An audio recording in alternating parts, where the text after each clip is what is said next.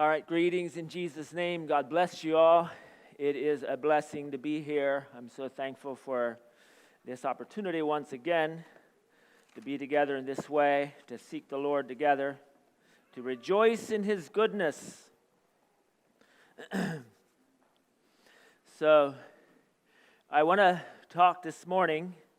The title of the message is The Crippling Power of Fear. And we want to talk about fear this morning. And so, that's fine. Yeah. The question is, might ask is, what is fear anyway? So we talk about fear, and we're afraid of things. But what really is fear? And what are we afraid of? Is fear ever good? Is there a good kind of fear? And what would that be? The fear of the Lord, that's right. Did you ever think about that? That the fear of the Lord is really, in some ways, it's the only rational fear. When you really understand the reality of things and who we are and where we are. And you know, we live in a time when there is a lot of fear around us. There's a lot of people that are shaking in their boots and they're wondering what's going to happen next. And we have, you know, for the first time ever, you know, our nation is kind of shaking, and the capital is full of the National Guard troops, and people are wondering, so what is this all about, and what's going to happen next, and is there a civil war coming, or is there, you know, all the political upheaval and chaos, and you wonder, is the Chinese Communist Party going to take over? You know, there's a lot of influence in our land from the Chinese communists, and you know, there's some people that have gone through the communist takeover of Russia and China and are saying what we're seeing here is to the T textbook for communist takeover. And so people are wondering about that, and what does that mean? What will happen with me? What will happen with my children? What's going to happen to the next generation? You know, we're afraid of the economy, the stock market. What's the stock market going to do? And what's the economy going to do? Am I going to have a job tomorrow? There's violence in our streets. You know, people's businesses are being broken up, and their things that they have worked for all their life is gone in an evening, destroyed, burned up.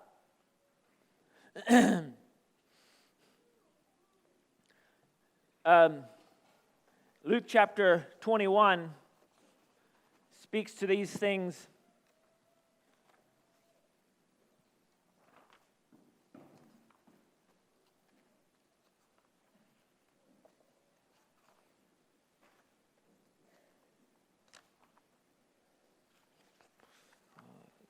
Okay, Luke chapter 21, starting in verse 8. And he said, "Take heed that ye be not deceived, for many shall come in my name, saying, I am Christ. And the time draws near, go ye not therefore after them. But when you shall hear of wars and commotions, be not terrified, for these things must first come to pass, but the end is not by and by. Then said he unto them, Nation shall rise against nation, and kingdom against kingdom. And great earthquakes shall be in divers places, and famines and pestilence, and fearful sights, and great signs shall be from heaven. But before all these things they shall lay hands on you, and persecute you, delivering you up to the synagogues and into prisons, being brought before kings and rulers for my name's sake. And it shall turn to you for a testimony. Settle it therefore in your hearts, not to meditate before what ye shall answer. For I will give you a mouth and wisdom, which all your adversaries shall not be able to gainsay nor resist. And ye shall be betrayed by both parents and brethren, kinsfolk and friends, and some of you shall they cause to be put to death. And ye shall be hated of all men for my name's sake, and there shall not an hair of your head perish. In your patience possess ye your souls. And when you shall see Jerusalem compassed with armies, then know that the desolation thereof is nigh. Then let them which are in Judea flee to the mountains, and let them which are in the midst of it depart out, and let them that are in the countries enter therein. For these be the days of vengeance, that all things which are written may be fulfilled. But woe unto them that are with child, and to them that give suck in those days. For there shall be a great distress in the land, and wrath upon this people. And they shall fall by the edge of the sword, and shall be led captive into all nations. And Jerusalem shall be trodden down of the Gentiles, until the times of the Gentiles be fulfilled. And there shall be signs in the sun, and the moon, and the stars, and upon the earth distress of nations with perplexity, the sea and the waves roaring, men's heart failing them for fear, and for looking after those things which are coming on the earth. For the powers of heaven shall be shaken. And then shall they see the Son of Man coming in the cloud with power and great glory. And when these things come to pass, then look up and lift your heads, for your redemption is drawing nigh. And he spake to them a parable. Behold the fig tree and all the trees. When they now shoot forth, ye see and know of your own selves that summer is now at hand. So likewise ye, when ye see these come to pass, know ye that the kingdom of God is nigh at hand. Verily I say unto you, this generation shall not pass till all this is fulfilled. Heaven and earth shall pass away, but my words shall not pass away. And take heed to yourselves, lest any time your hearts be overcharged with surfeiting and drunkenness and cares of this life, so that the day come upon you unawares. For as a snare shall it come on them that dwell on the face of the whole earth. Watch ye therefore and pray always, that ye may be counted worthy to escape these things that shall come to pass, and to stand before the Son of Man. And we have a lot of believers, a lot of Christians that look at those verses, and even those verses, they are afraid. And why are they afraid? This is Jesus speaking to us. Jesus speaking to us he's saying a couple times, don't be afraid. Fear not. These things must all come first. Why are they afraid? They're afraid because they're looking at that little red line that Megan was showing us. And they're not worrying about what's beyond there. The people of this earth, they see everything shaking and falling apart. In the world, there's earthquakes, and there's volcanoes, and there's wars, and there's rumors of wars. And they're afraid of these things. But to us as believers, it should not be so. When we see these things, it says, then shall ye see the Son of Man coming in power and great glory. We need to see beyond all those things. The people of this earth, when you go through Revelations, you have a similar thing where you have, first of all, the wrath of Satan comes upon the church. And you see in Daniel that it will be given him to overcome. And there's going to be a short time, which is their time. There's going to be persecutions. There's going to be hard times. But then there's a time when that line is drawn, and Jesus is coming back. He's taking home his bride. And after we're out of here, after his bride is taken away, then the wrath of God begins to pour out on the earth. Which part do you want to be a part of? Are you okay with a little bit of tribulation now, or do you want to face the wrath of God for all of eternity? And this is where I think many times we look at these things and we're afraid because we see of what's about to happen or what's coming. But we're not able to see beyond that and realize that this is only for a short time. This is like Jesus even says it, like a woman with child, that when this time comes for her to bring forth, there's a short time of anguish and pain, but after that, it will never be remembered anymore. Because there will be rejoicing that a man-child is born. And so Jesus uses the same illustration when he talks to us about these things. He says that these things all must first come. Then you will see the Son of Man coming.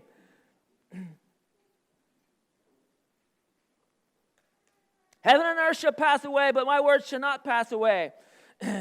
Take heed to yourselves, lest any time your hearts be overcharged with surfeiting and drunkenness and the cares of this life, so that they may come upon you unawares. Thessalonians, Paul says that, some people have this mentality that, he comes like a thief in the night, and he overtakes us by surprise. But he says, but you are not of those, I forget how he words it, but he says something about that it will come upon you as a thief in the night, because you're aware, you know what's coming.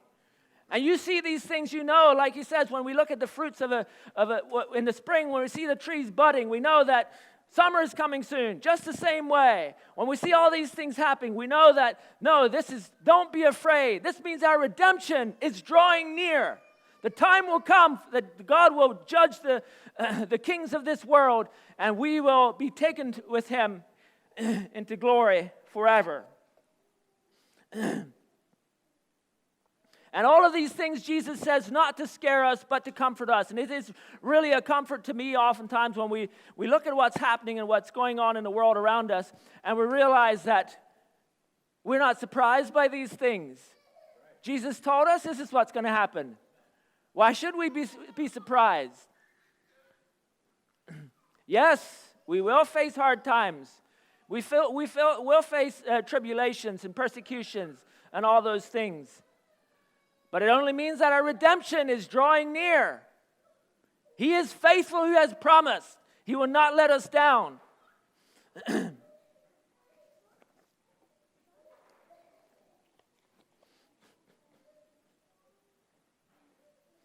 Can we see beyond just the here and now and what is going on around us right now? You know, I have a few things that I want to talk about here, a few points about fear. And the first point I have here is fear is irrational. Fear is irrational. What do I mean by that? You know, children often have these very irrational fears. It's dark upstairs, Mom. I'm afraid a bear is going to get me. Is that rational? We haven't seen bears around our place for all the times we've lived there, 15, 18 years, whatever it is. We haven't seen any bears there. And only once was one sighted within a mile from us. There's no bears around there. That's right. That's right. But you know, it's funny. We have friends that live in the mountain. They have bears around all the time. Their children aren't afraid of bears. So we asked them one time, what are their children afraid of? They're afraid of lions. Fear is irrational.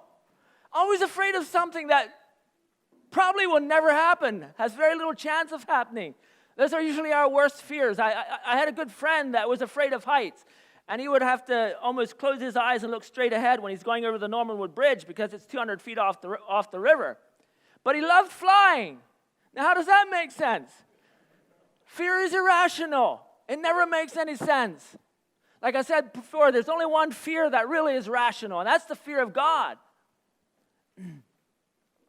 Don't fear man who can, don't fear him who can only hurt this body, but fear him who can cast you into hell for eternity. That's the only rational fear. Numbers 13, starting in verse 25.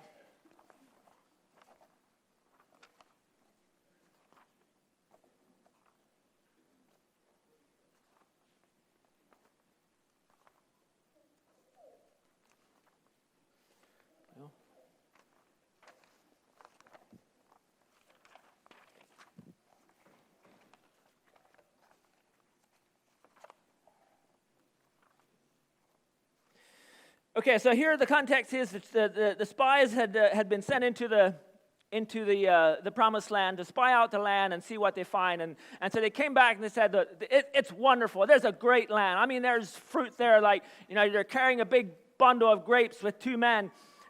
And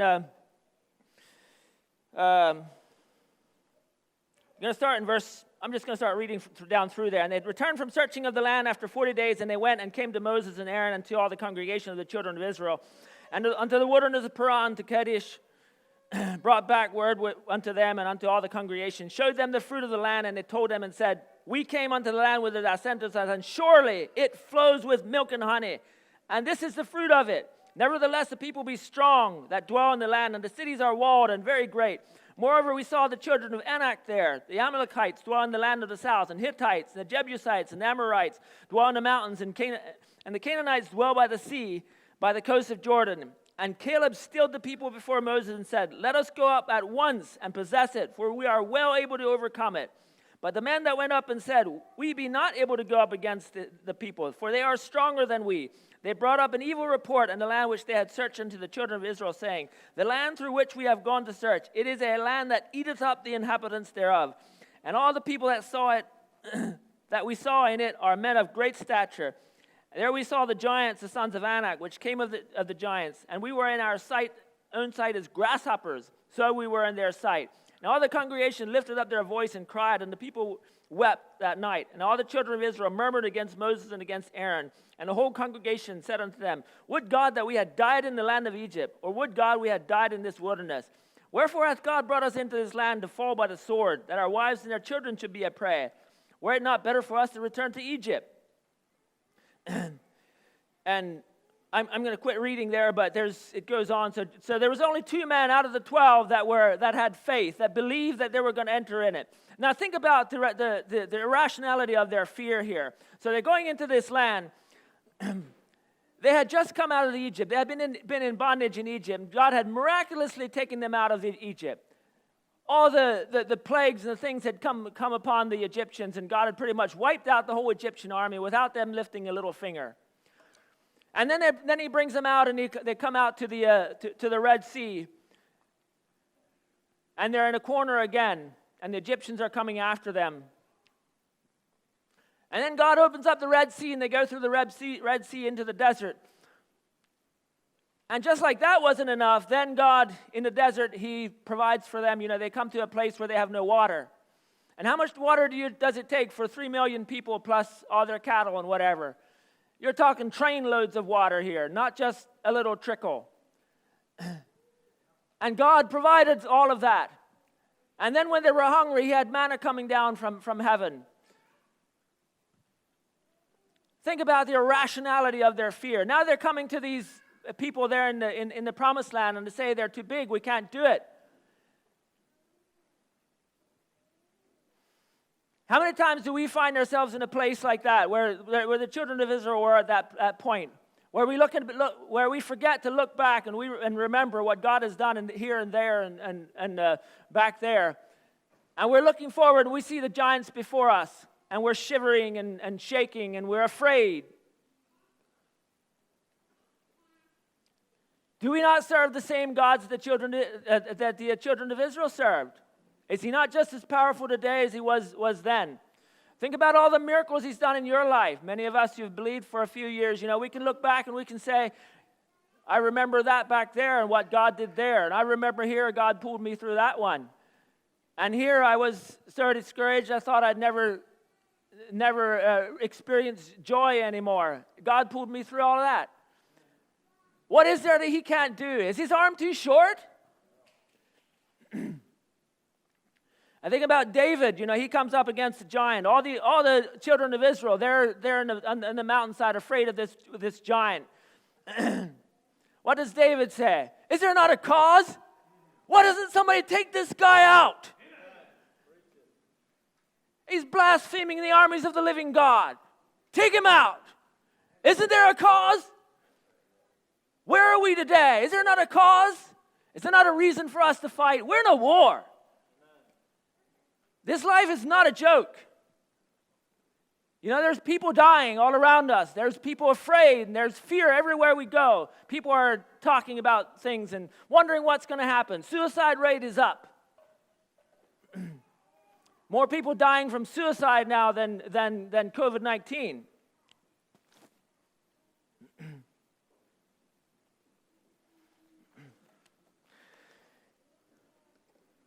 Fear is irrational. Number 2, fear is selfish. Fear is selfish.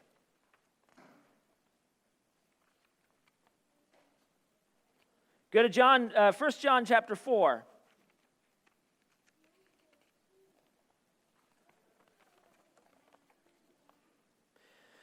Starting in verse 15. Whosoever shall confess that Jesus is the Son of God, God dwelleth in him, and he in God. And we have known and believed the love that God hath to us. God is love, and he that dwelleth in love dwelleth in God, and God in him. Herein is our love made perfect, that we may have boldness in the day of judgment. Because as he is, so are we in this world. There is no fear in love, but perfect love casts out fear, because fear hath torment. He that fears is not made perfect in love. We love him because he first loved us. If a man say, I love God, and hateth his brother, he is a liar. For he that loveth his brother whom he hath seen, loveth not his brother whom he has seen. How can he love God whom he hath not seen? And this commandment have we from him, that he who loved God loves his brother also. There is no fear in love. Perfect love casts out fear. And he says that's how we can have boldness in the day of judgment. We have this confidence. We have this faith. We can trust him. We can have boldness in the day of judgment. Not because of what I've done. Not because I'm this great man that have accomplished something. But because of Jesus and the redemption that he has paid for me. The blood that was spilled for my sins. The payment that was made. Payment in full. And I, by faith in him, can come boldly in that day of judgment. There is no fear in love. Jesus himself overcame fear by love. God so loved the world that he gave his only begotten Son. Another place it says that for the joy that was set before him, he endured the cross, despising the shame. And he sat at the right hand of the Father, or however it says. I think that's in Philippians. So Jesus was looking ahead. He saw something beyond this pain and the suffering, the cross that he was to bear. There was something greater that he was looking for. For the joy that was before him, he endured the cross, despising the shame. Can we also see beyond this short time of suffering, this short time of tribulations that we face? We have it easy in this land right now. We don't know how long that'll last. We know it won't last, but we don't know how long. Are we prepared for those days? How will we prepare? What will we do? What are we going to do about it? If we are afraid now, how are we going to fare when those things begin to happen?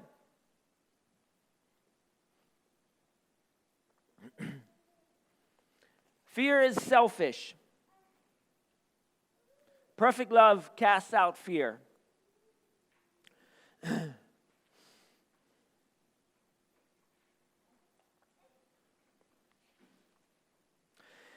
Number 3 is fear militates against faith. Fear militates against faith. Fear and faith are similar in the sense that they both project into the future. What do I mean by that?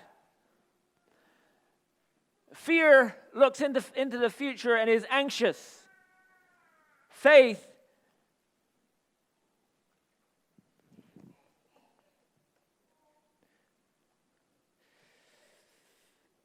looks into the future with confidence, fear with anxiety. When we look into the future, we have these one or the other response. Either we're afraid of it, we're afraid of what's going to happen, or we can enter it with faith, believing that Jesus already is there. He already knows the future. He knows the beginning from the end. You know, he says several places, he says, he's the Alpha and the Omega. He's the beginning and the end. And you know, I think it's significant that he doesn't say, I was the beginning and will be the end. He says, I am. I am the beginning and the end. He's already there. He knows all these things as if they're all happening simultaneously. He knows what the future holds for each one of us. Can we trust him with it?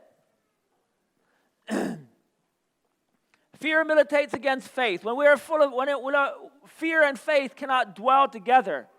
We cannot be filled with faith and fear at the same time. If we are filled with faith, fear has to go.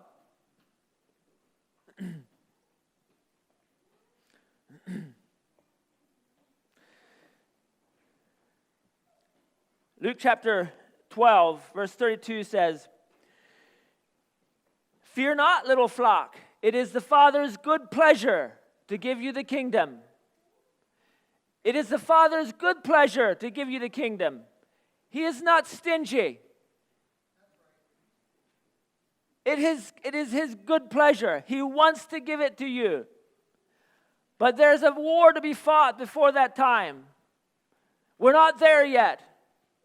Yes, the kingdom of God, it starts here. But there's a battle to fight. We haven't arrived there yet. The work isn't over.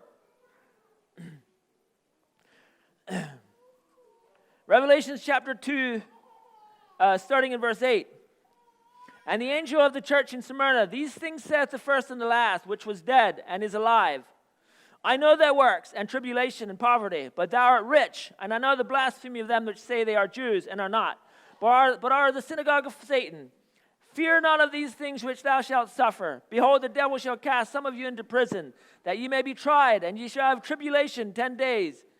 Be thou faithful unto death, and I will give thee a crown of life. He that hath an ear, let him hear what the Spirit saith unto the churches. He that overcometh shall not be hurt of the second death. There he gives again this a warning, but then along with that a promise. Which one do we see when we read that passage? Do we see the warning? Do we see the warning of danger to come and the persecutions? Is that the first thing that we latch on to? Or do we see the promise that's coming? And that's the difference in fear and faith. If we have faith, we can look beyond this time, this persecution, whatever we might face in this land, in this life. Faith looks on to the promise. For the joy that was set before him, he endured the cross, despising the shame. The joy that was set before him. Is that our attitude? Do we see that joy that is set before us? You know, there is a joy that's set before us as well. Can we walk that way? For the joy that was set before him, he endured the cross. He asked us also, the cross is not just for Jesus. He asked us to take up a cross. We also have a cross to bear. There's a place for us to suffer. Does Jesus have to bear the cross alone? Is there not a work for us to do today? For the joy that was set before him, he endured the cross. And so Jesus is encouraging the saints here in Smyrna. He's saying, I know your works in tribulation and poverty, but thou art rich, and I know the blasphemy of them that say they are Jews and are not, but are the synagogue of Satan. Fear none of these things which thou shalt suffer. He's telling him, you are going to suffer. Behold, the devil shall cast some of you into prison, that you may be tried, and ye shall have tribulation 10 days. Be thou faithful unto death, and I will give thee a crown of life. He that overcometh shall not be hurt of the second death. So he's saying you are going to suffer. Some of you are going to be put in prison. Some of you are going to die. But be faithful unto death. I'm going to give you a crown of life. Are we able to see beyond just the little short time of suffering? You're going to be suffering for 10 days. And I don't know what he means by that 10 days. It was a literal 10 days of persecution. I'm not going to get into that. But what I want us to see is that, but after that, I will give thee a crown of life. There's life beyond that. There's a joy that's set before us. Fear militates against faith. We cannot coincide. They cannot be together at one time. So are we going to press on? What are we afraid of?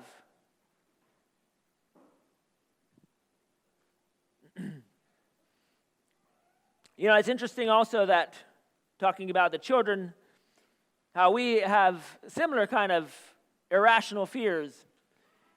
You know, some people just have a terrible fear of maybe even just going out into traffic because of accidents might happen. People have a fear of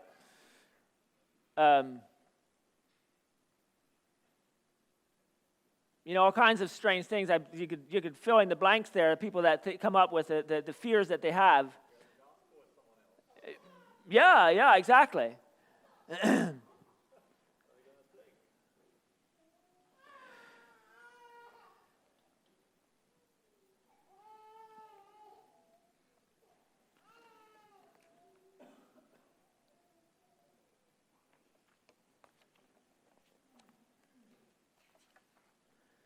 Just read a few passages here from Isaiah that were encouraging.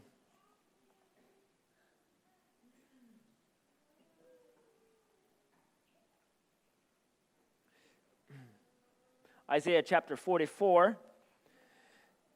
Yet now hear, O Jacob, my servant, and Israel, whom I have chosen. Thus saith the Lord that made thee and formed thee from the womb, which will help thee. Fear not, O Jacob, my servant, and thou Jezreel, whom I have chosen. For I will pour water upon him that is thirsty, and floods upon the dry ground. I will pour my spirit upon thy seed, and my blessing upon thine offspring. And they shall spring up as among the grass, as willows by the watercourses.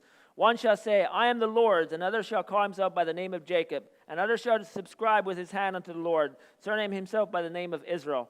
Thus saith the Lord, the King of Israel, and his Redeemer, the Lord of hosts. I am the first, and I am the last, and beside me there is no God. And who as I shall call and shall declare it, and set it in order for me, since I appointed the ancient people, and the things that are coming and shall come, let them show unto them. Fear ye not, neither be afraid. Have not I told thee from the time, and have declared it? Ye are my witnesses. Is there a God beside me? There is no God. I know not any.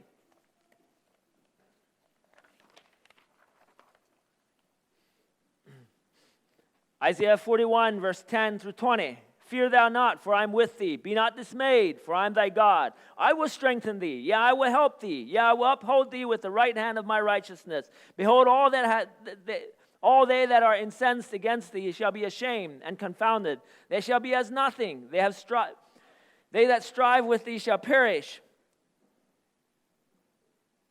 Thou shalt seek them and shalt not find them, even them that contended with thee. They that war against thee shall be as nothing, and as a thing of naught. For I, the Lord thy God, will hold thy right hand, saying unto thee, Fear not, I will help thee. Fear not, thou worm Jacob, and ye men of Israel, I will help thee, saith the Lord, and thy Redeemer, the Holy One of Israel. Behold, I make thee a new sharp threshing instrument having teeth. Thou shalt thresh the mountains and beat them small, and shalt make the hills as chaff. Thou shalt fan them, and the wind shall carry them away, and the whirlwind shall scatter them. And thou shalt rejoice in the Lord, and shalt glory in the Holy One of Israel. When the poor and the needy seek water, and there is none, and their tongue faileth for thirst, I, the Lord, will hear them. I, the God of Israel, will not forsake them. I will open rivers in high places, and fountains in the midst of the valleys. I will make the wilderness a pool of water, and the dry land springs of water. I will plant in the wilderness the cedar, the shitah, the myrtle, and the oil tree. I will set in the desert the fir tree and the pine and the box tree together, that they may see and know and consider and understand together that the hand of the Lord hath done this, and the Holy One of Israel has created it. So he goes on and on. There's a lot of verses throughout Isaiah like that, where he just comforts us. God, he hasn't forgotten us. He's still there. He will help us in the time of need. It all depends what we want to see. In 2 Kings, we have the story there of Elisha and his servant. So the king of Syria was wondering who's telling his secrets to the king of Israel. He was always just a step ahead of him. Then somebody said, well, it's Elisha. What you're saying in your bedchamber, Elisha is speaking to the king of Israel. And he says, well, let's go get him.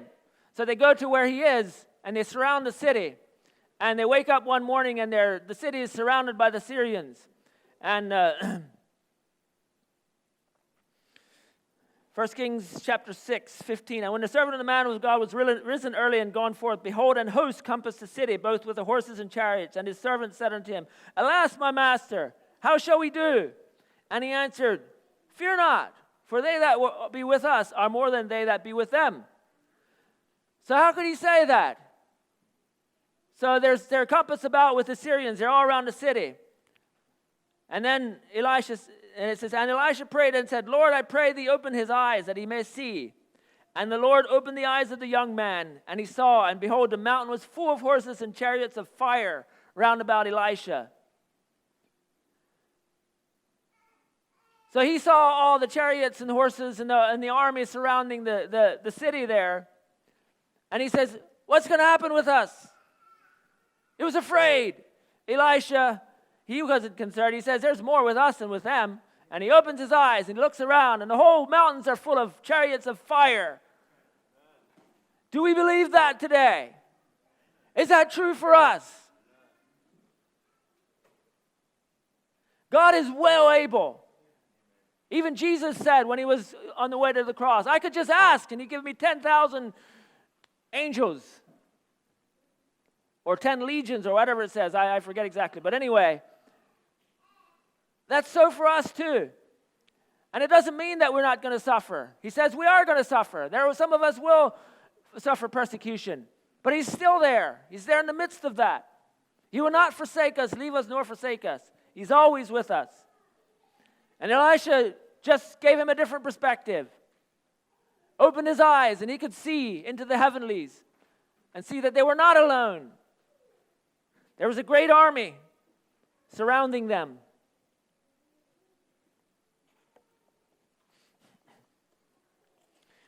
Fear and faith are enemies. Hebrews 13, verse 6. So we may boldly say, the Lord is my helper. I will not fear what man shall do to me. We may boldly say, the Lord is my helper. I will not fear what man may do to me. Again, see a different perspective.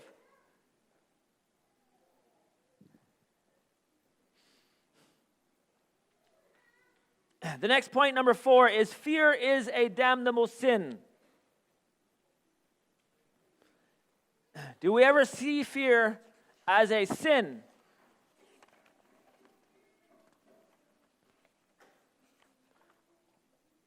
Or is it just something that hinders us a little bit?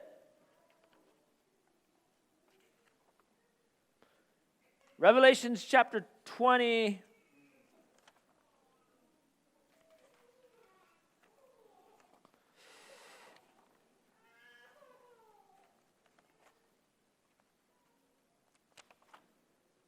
Chapter 21, verse 6 to 8.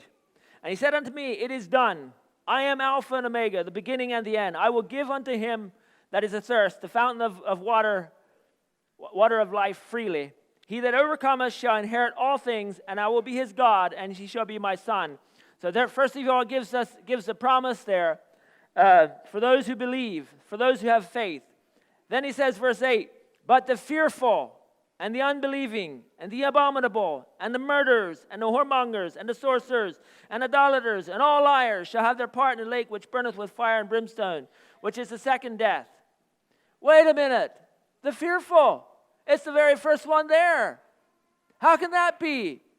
They will have their part in the lake of fire that burns with fire and brimstone. But before that, he gives the promise. I will give unto him that is athirst of the fountain of water of life freely. He that overcometh shall inherit all things, and I will be his God, and he shall be my son. What are we overcoming? Isn't fear one of the first things we need to overcome? Are we overcomers? Or are we still fearful? Fear is a damnable sin. It's an offense to God. It's against faith. We cannot have faith and fear.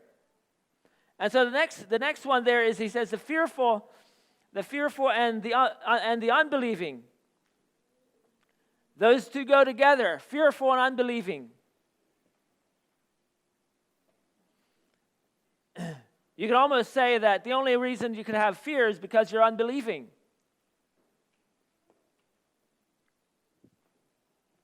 And it's a very serious matter, and it's offense to God. It's all that he has done for us. And he's called us out of darkness. He's given us everything that we need for life and godliness. And yet we still succumb to fear. And that was the offense of the children of Israel throughout their wilderness wanderings.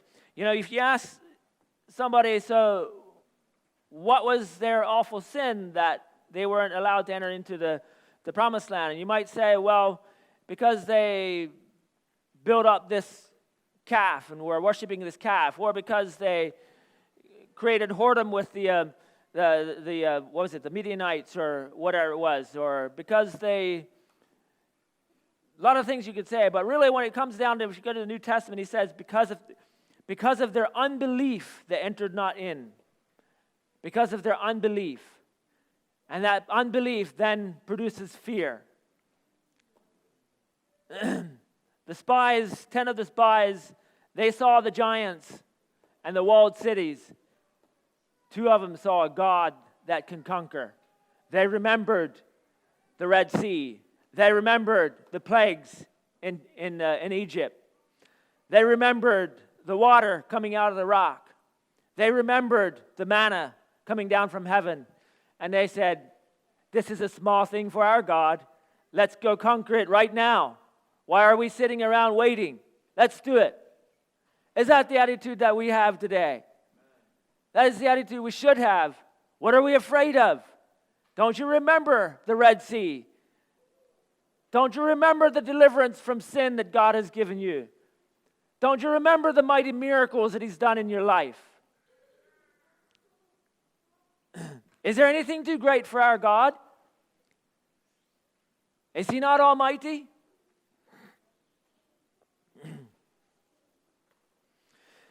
Proverbs 29:25, the fear of man bringeth a snare, but whoso putteth his trust in the Lord shall be safe.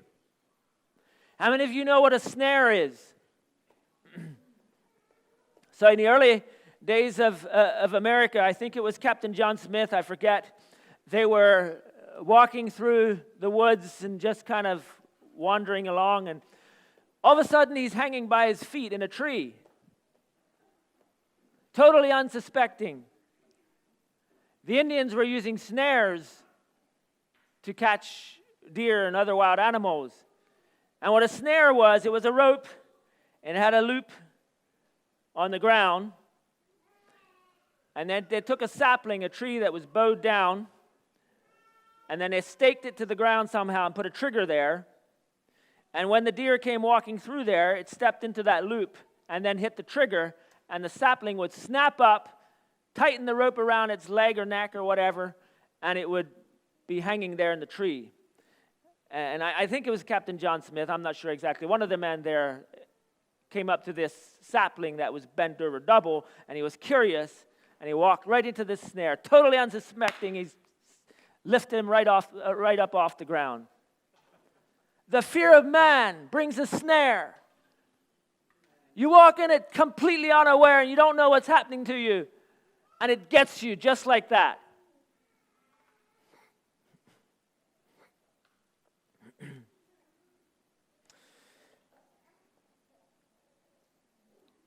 Number 5. Back to my title. Fear cripples. Fear is one of our worst enemies. How many people in this life never go anywhere because of fear? And it might be in natural things as business or other things like that, or it might be in spiritual things, like maybe God's calling you to be a missionary overseas or whatever, and people don't go because of fear. Fear is crippling.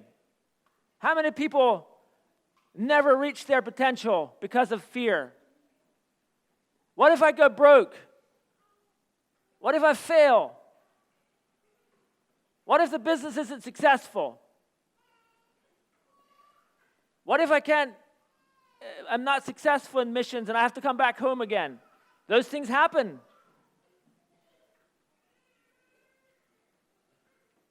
Fear is our worst enemy. It cripples.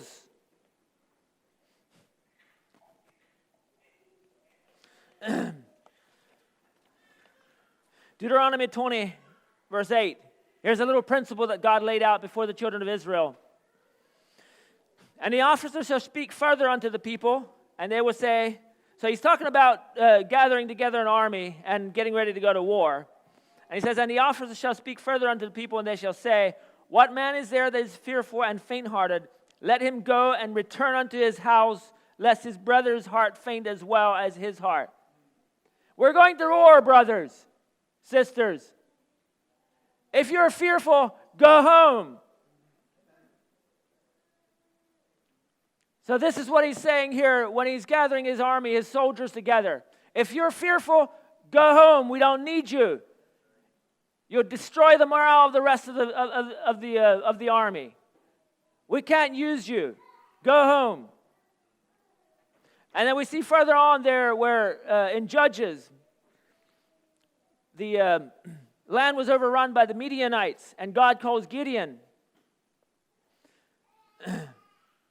And the Lord said unto Gideon, the people that are with thee are too many for me to give the Midianites into their hands, lest Israel vaunt themselves against me, saying, mine own hand hath saved me. So Gideon's gathering together his army here, and he gets thousands of people together.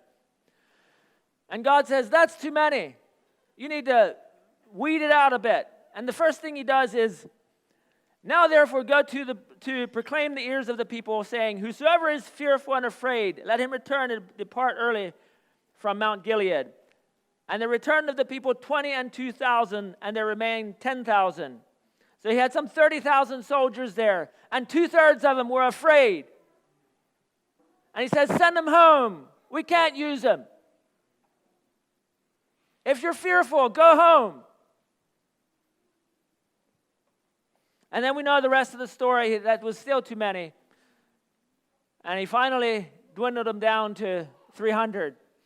And even there's a little principle there of alertness and being those who bent down, and I forget all the details there, but anyway, it had to do a little bit with those that were alert and ready. But the key I want to bring out here is the fearful needed to go home. He could not use them lest they would make the rest of the army faint-hearted.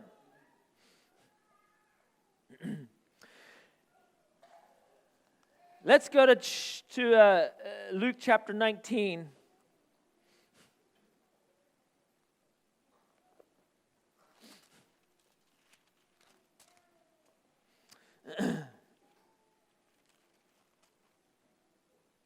Chapter 19, verse 12. A certain nobleman went into a far country to receive for himself a kingdom and to return. And he called his 10 servants and delivered them 10 pounds and said unto him, occupy till I come.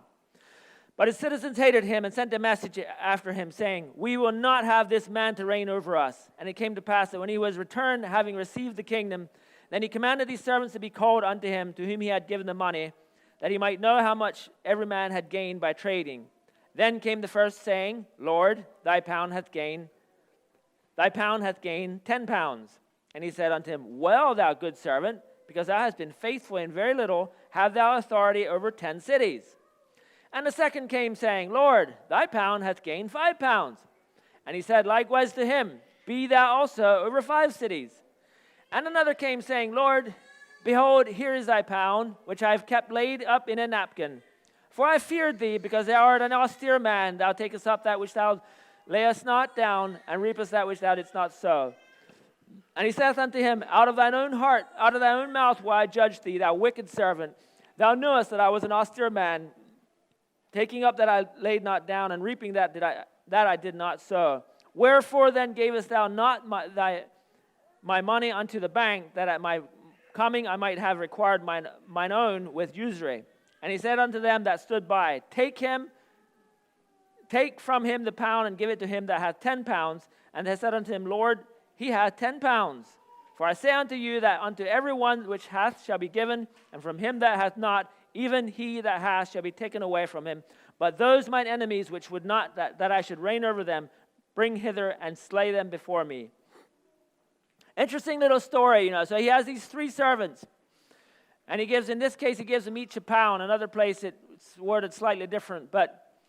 And the first one, he deals with his pound, and he does business, and he trades, and he does some things. And when the king comes back, he has 10 pounds. And he says, well done, thou good and faithful servant. The second one, the same way, has won 5 pounds. Well done, thou good and faithful servant. The third one says, I was afraid. I feared. So I took your pound and I hid it in a napkin. Here it is. I kept it safe. I brought it back to you, safe and sound. Here it is. That is yours. So what's so wrong with that? He gave him back what he had given him. Why was he so upset with him? He was afraid. He didn't go deal with it. He didn't go trade it. He said, you could at least put it in the bank and I could have gotten interest off of it. How many people in this county, in this land, how many churches put so much effort into just keeping what they have? How many of us in our life are just preserving what we have? How many of us are so worried about keeping what we have and bringing it back safely to Him that gave it to us that we don't deal with it? We don't take it out. We don't take any risks. We're afraid. What if I lose it? What if I don't get anything back? What do I do then? But what did the Lord have to say to this wicked servant? Take him, throw him out. Take what he has and give it to the one that has 10 pounds. How many churches function that way? How many people in their lives function that way? We're so concerned with preserving what we have. We're so worried that we will lose. We hide it. We bury it. We hide it in a napkin.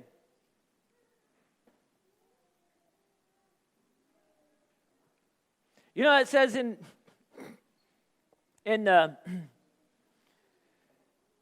Job, all the things that happened to Job, and at one point Job says, the thing that I have greatly feared has come upon me. Now I know that there was a testing going on, that God was testing Job, but I also often wondered what that little verse means there. I often wondered if that had anything to do with it. The fear that Job had of losing everything was part of the reason that gave Satan the open door to come in and wipe him out. How many of us are in that place? We're so afraid of losing everything. Are we, by our fear, leaving a door open? Are we risking that the very thing that we're so afraid of is the very thing that we'll find ourselves in?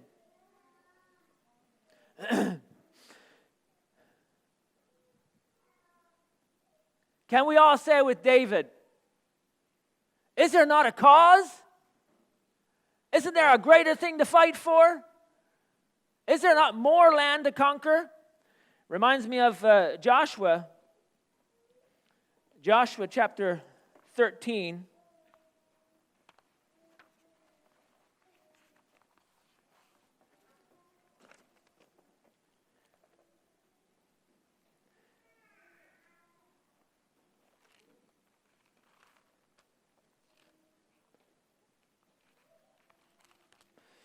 Let's see here.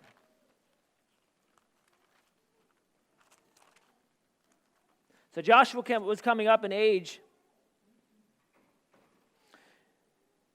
Joshua chapter 13 says, Now Joshua was old and stricken in years, and the Lord said unto him, Thou art old and stricken in years, and there remaineth yet very much land to be possessed.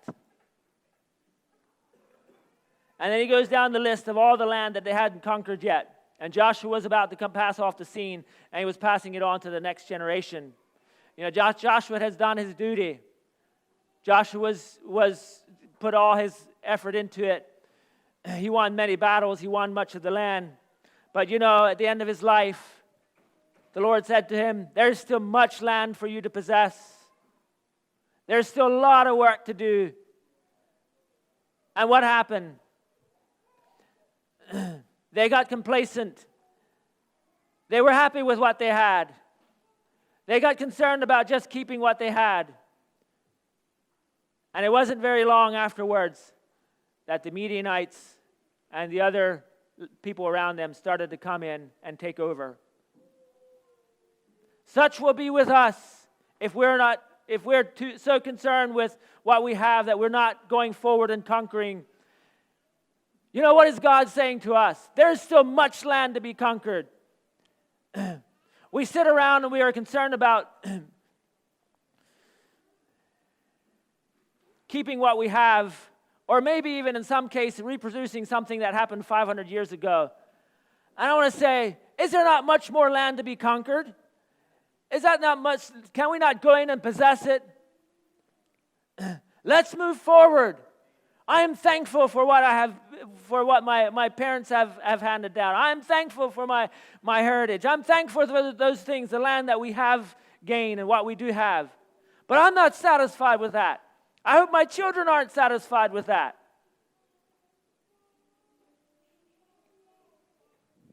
If they're only satisfied with preserving the land that Dad has won, they will find themselves losing it. And so it is for us as well. Will we move forward and conquer, or will we be satisfied? There is much more land to possess. I like Caleb's attitude. Caleb was 80 years old when they cut into the land. And he says, I'm old. I was 40 years old when we first spied out the land. Now I'm 80, but I'm still strong. See that mountain over there? I want that mountain. Give it to me. I'm going to have it. Let's have the attitude of Caleb. I want that mountain. Give it to me. I'm still strong. Let's go for it. There's more land to be conquered.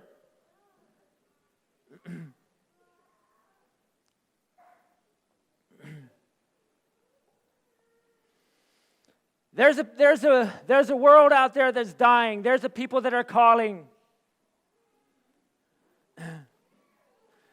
Just this psalm always just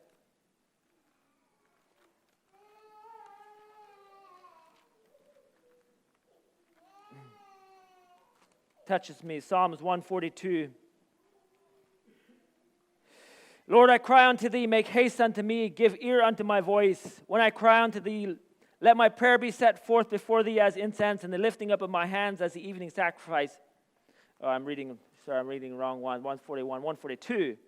I cried unto the Lord with my voice unto the Lord did I make my supplications. Poured out my complaint before him. I showed up before him my trouble. When my spirit was overwhelmed within me, then thou knowest my pain. In the way wherein I walked, have they privately laid a snare before me. I looked on my right hand, and behold, that there was no man that would know me. Refuge filled me. No man cared for my soul. I cried unto thee, Lord. I said, thou art my refuge and my portion in the land of the living. Attend unto my cry, for I am brought very low. Deliver me from my persecutors, for they are stronger than I. Bring my soul out of prison, that I may praise thy name. The righteous shall compass me about, for thou shalt deal bountifully with me. How many people around us in that place? No man cares for my soul.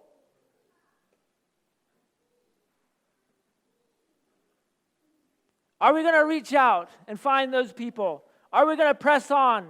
Are we going to gain more ground? Are we satisfied with what we have? Are we going to let them die in their sin? How can we sit back and let the world go to hell? You know, there's opportunities coming with all the chaos that we see in this land and everything that's going on. There's also great opportunity coming. When people are afraid, they're looking for something.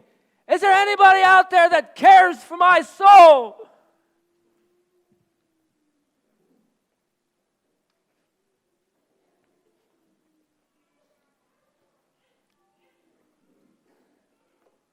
I'm going to close with the words of a song.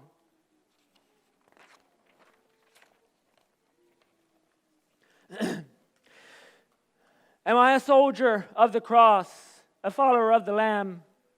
And shall I fear to own his cause, or blush to speak his name? Must I be carried to the skies on flowery beds of ease, while others fought to win the prize and sailed through bloody seas? Are there no foes for me to face? Must I not stem the flood?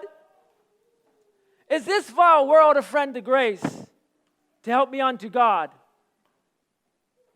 Sure, I must fight if I would reign. Increase my courage, Lord. I'll bear the toil, endure the pain, supported by thy word. Thy saints in all this glorious war shall conquer, though they die. They see the triumph from afar, by faith's discerning eye.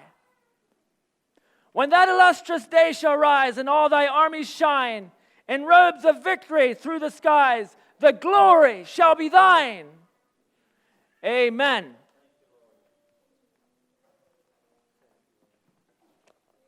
Father, I just want to pray, Lord, that you would put a fire in our bones, Father. Lord, that you would just set our hearts on fire today, Father, Lord, that we would do away with all fear, Father. Give us courage, oh God. Shake off that guilty fear. Help us, Father, just to press on in this battle, to go to war full of courage, full of faith, knowing that the battle is already won. The victory is already ours. For the joy that is set before us, enduring the cross, despising the shame. Oh, Father, help us just to embrace that suffering, that pain, suffering on the cross. Bear our cross for you. If we seek to save our lives, we will lose it. But if we lose our life for your sake in the Gospels, we will find it. And oh God, I just pray that you would put that fire in each one of us today, Father, that we would go forth and conquer. Bless each one in Jesus' name. Amen.